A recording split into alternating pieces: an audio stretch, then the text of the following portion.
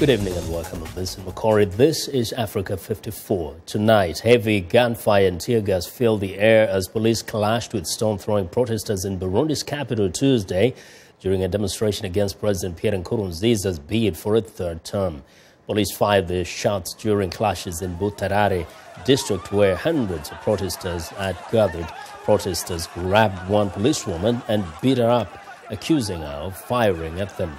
Police officers had to battle protesters in a bid to rescue their colleague. She was later released after sustaining injuries.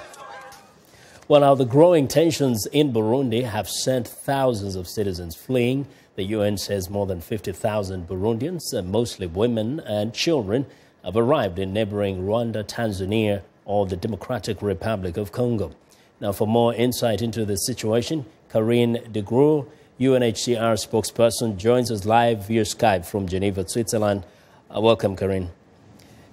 Thank you very much. Now, the UNHCR has described the situation in the Central African region as a potential humanitarian crisis. Why?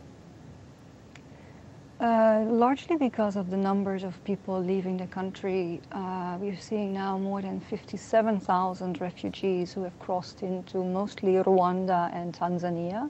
Smaller numbers in the Democratic Republic of the Congo, as you mentioned, and just the sheer volume of people moving and the short time space.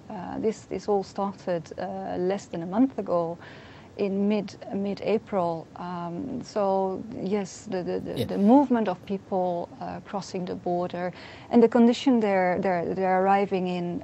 Many fled at the moment with very few belongings. So giving them assistance and moving them is quite a challenge. Okay, now in a few words, what are the immediate needs of these people? Immediately, we're moving people away from the border, both in Rwanda and in Tanzania. People are being moved to a refugee camp where they can be registered and receive proper assistance. We're now talking about 10,000 people who are stranded on Karongo Island in Tanganyika Lake, and getting these people off the island to Kigoma and later to the refugee camp so that they can get medical assistance and shelter is a top priority. Now, the number I mentioned earlier was 50,000. You're talking about 57,000. Are you seeing a trend of, an increase in the number of those people that are escaping Burundi? We see different patterns. Initially, there was a large movement towards Rwanda that seems to have stabilized a little bit, maybe also because people find it more difficult to leave Burundi because they're being stopped by roadblocks and harassment. And as of late, we've seen a bigger movement into Tanzania since that country opened its borders on the 4th of May. And very quickly, what's your plea as UNHCR?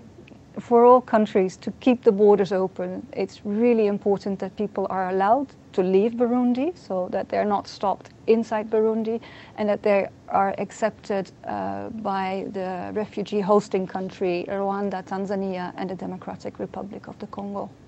Thank you very much, Karin, for joining us today. Well, thank you.